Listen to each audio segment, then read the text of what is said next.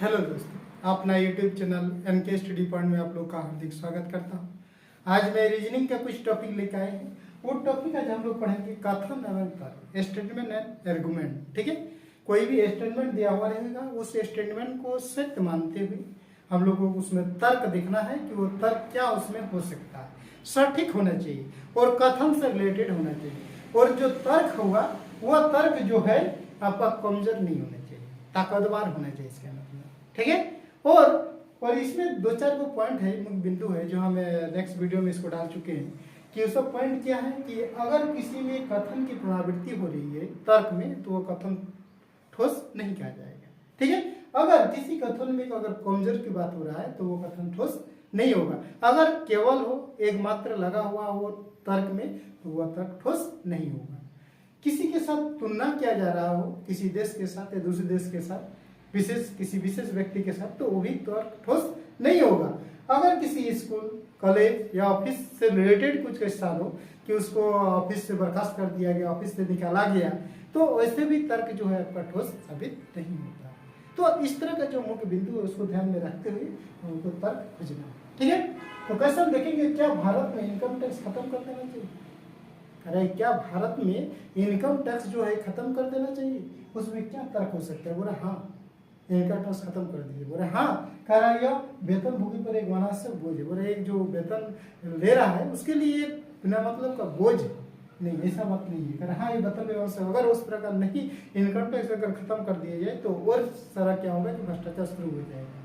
जितना भी पैसा आएगा सब लूटपाट होना शुरू हो जाएगा और बैंक में लोग डालते रहेंगे। इससे क्या होगा कि एक वो डर रहता है वेतनभोगी का कि मेरा इनकम से अगर ज्यादा सोर्स हो रहा है तो हमको टैक्स देना होगा, नहीं तो सरकार उसमें पकड़ेगी।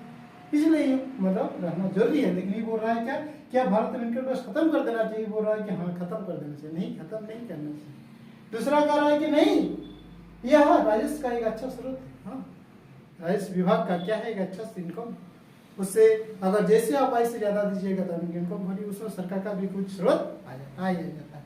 यानी ये जो निष्कर्ष है, ये जो तर्क है कथन के अनुसार, ये आपका तर्क ठोस हो रहा है कि इनकम टैक्स खत्म कर देना चाहिए। नहीं, खत्म नहीं करना चाहिए, वो लागू होना चाहिए, वो रहना चाहिए। ये जो तर्क है आपका ठोस हो रहा है।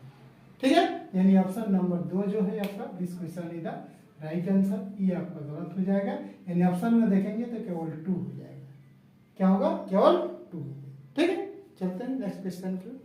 देखिए टॉपिक दूसरा कह रहा है, क्या ग्रामीण क्षेत्रों में कुटीर उद्योगों का बढ़ावा देना चाहिए? कह रहा है क्या ग्रामीण क्षेत्रों में कुटीर उद्योगों का बढ़ावा देना चाहिए? एक स्टेटमेंट दे रहा है। ठीक है, इस स्टेटमेंट के आधार पर जो आर्गुमेंट है यानी तर्क है उसको हम लोग को खोजना है। कह रहा है क्या ग्रामीण क्षेत्रों में कुटीर उद्योग में छोटा छोटा जो उद्योग धंधा है कि उसको बढ़ावा देना चाहिए? एक नंबर में कह रहा है हाँ, ग्रामीण कुछ हद तक बेरोजगारी की समस्या का समाधान करने में मदद मिलेगी।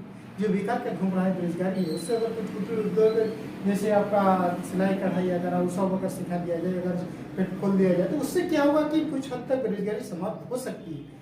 ठीक है, दूसरा कह रहा है कि हाँ ग्रामीण लोग रचनात्मक होते हैं। नहीं, रचनात्मक तो कोई भी हो सकता है, सभी भी हो सकते हैं। ठीक है, ये कोई जरूरी नहीं होता कि रचनात्मक होते हैं, काम करने में ज्यादा रुचि रखता है, ऐसा कोई जरूरी नहीं। वो शहरी वाला भी हो सकता है। लेकिन एक नंबर कह रहा है कि हाँ ग्रामीण कुछ हद तक बेरोजगारी की समस्या का समाधान आपका करने में मदद मिलेगी अगर हम लोग ग्रामीण क्षेत्रों में कुटीर उद्योग का बढ़ावा दे देंगे, सरकार को बढ़ावा दे रही है, तो उससे क्या होगा कि ग्रामीण क्षेत्रों में जो बेरोजगारी है उससे हेल्प मिल जाएगी। यानी ये जो कह रहा है तर्क एक नंबर वो बिल्कुल सही है, लेकिन 2 नंबर तर्क जो है ये आपका बिल्कुल सही नहीं है। क्योंकि ग्रामीण क्षेत्र रचनात्मक होते हैं, क्या शहरी क्षेत्र वाला नहीं होते? वो भी हो सकते हैं। इसलिए ये जो आपका तर्क है वो बिल्कुल सही नहीं होगी, यानी आपका गलत, यानी केवल एक जो है डिस्कशन इधर। ठीक है, चलते हैं नेक्स्ट क्वेश्चन की। अगला टॉपिक, क्या भारत में पटाखों को पूरी तरह से बैन कर देना चाहिए? यानी बम ब्लास्ट जो है, पटाखा जो है पूरी तरह से बैन कर देना चाहिए, वो सब नहीं बनना चाहिए। ये कह रहा है स्टेटमेंट में, कह रहा है क्या भारत में पटाखों को पूरी तरह से बैन कर देना चाहिए? एक नंबर में कह रहा है हाँ, पटाखों के निर्माण में बाल श्रमिकों का प्रयोग बहुत अधिक होता है, मजदूरों का प्रयोग जो होता है ज्यादा ही हो रहा है। ठीक है, कह रहा है पटाखों के निर्माण में बाल श्रमिकों का प्रयोग बहुत अधिक होता है। ये 100% सही बोल रहा है, ये भी सही कह रहा है। दूसरा कह रहा है क्या नहीं, 1000 श्रमिकों को नौकरी में बाधा है। अगर वो पटाखों के निर्माण जहाँ हो रहा है पर उसको अगर पूरी तरह बैन कर दिया जाए, नहीं बनेगा, तो उससे जो मजदूरी कर रहा है आदमी, जो रोजगार मिल रहा है वो रोजगार भी तो नहीं मिलेगा, लोग बेरोजगार हो जाएंगे।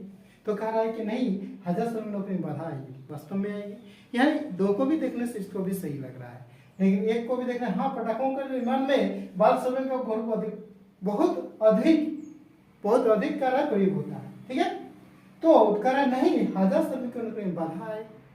देखिए 1000 श्रमिकों के नौकरी में बाधा आएगी, ये तो सही है कि अगर वो बैन कर देते हैं तो क्या होगा कि जो रोजगार मिल रहा है उसको नहीं मिल पाएगा। और दूसरा कह रहा है कि बाल श्रमिकों का प्रयोग भी अधिक होता है।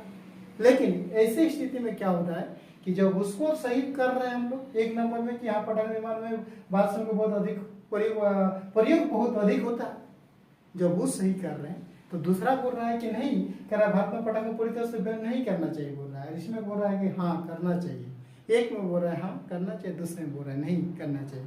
लेकिन एक अगर देखा जाए एक्चुअली तो पटाखों के निर्माण में बाल श्रमिक का बहुत अधिक प्रयोग होता है, हो रहा है।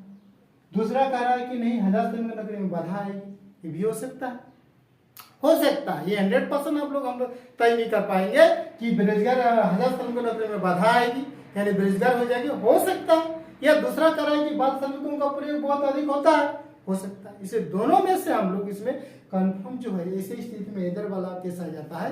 इधर वाला केस क्या होता है कि ऐसी स्थिति में न तो एक होता न तो दो, एक या तो दो ले सकते हैं। जब एक को लेंगे तो दो को लेंगे तो एक नहीं। तो ऐसी स्थिति में क्या होता है हमेशा एक या तो दो होता है, इसमें एक होगा या तो दो होगा, दो होगा या तो एक होगा, ठीक है। पहले ऑप्शन नंबर डी इस क्वेश्चन का, ठीक है। चलते हैं नेक्स्ट क्वेश्चन की।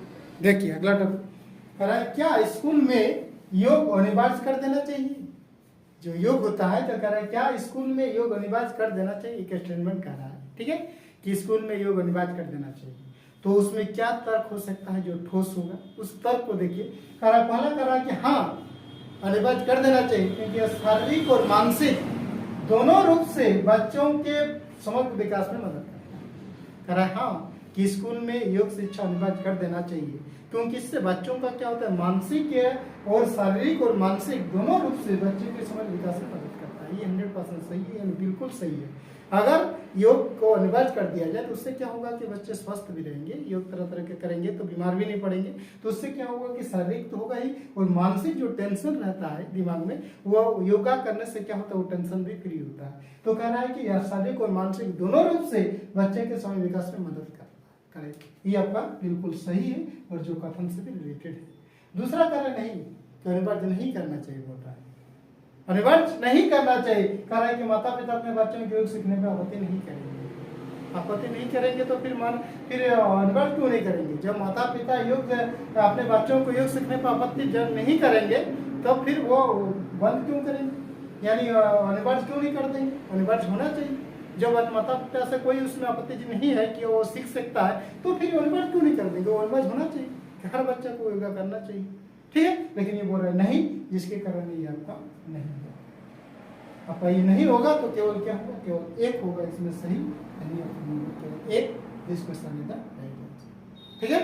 चलते हैं नेक्स्ट क्वेश्चन की। अगला टॉपिक कह रहा है भारत में लग्जरी होटलों को बैन कर देना चाहिए। कह रहा है कि भारत में जो है लग्जरी होटल जो बड़ा बड़ा जो होटल है कह रहा है उसको बैन कर देना चाहिए, बंद कर देना चाहिए। कह रहा है तर्क उसमें क्या है, कह रहा है कि हाँ वो ऐसे स्थान है जहाँ से अंतर्राष्ट्रीय अपराधी काम करते हैं। कह रहा है वो ऐसे स्थान है जहाँ अंतर्राष्ट्रीय यानी विदेशों से भी जो पर्यटक आते हैं वो भी उसमें रहते हैं, ठहरते हैं। तो ये कह रहा है कि नहीं वो ऐसे स्थान है जहाँ से अंतर्राष्ट्रीय अपराधी काम करते हैं। कोई जरूरी नहीं कि अपराधी वहाँ काम करेंगे, उसके लिए सरकार है, जिम्मेदार है, उसके लिए सुरक्षा रहेगा, लेकिन बैन नहीं कर देना चाहिए। दूसरा कह रहा है कि नहीं, कह रहा है कि भारत में लग्जरी को बैन कर देना चाहिए, बोल रहा है नहीं। कह रहा है कि संपन्न पर्यटकों के पास ठहरने के लिए कोई जगह नहीं है।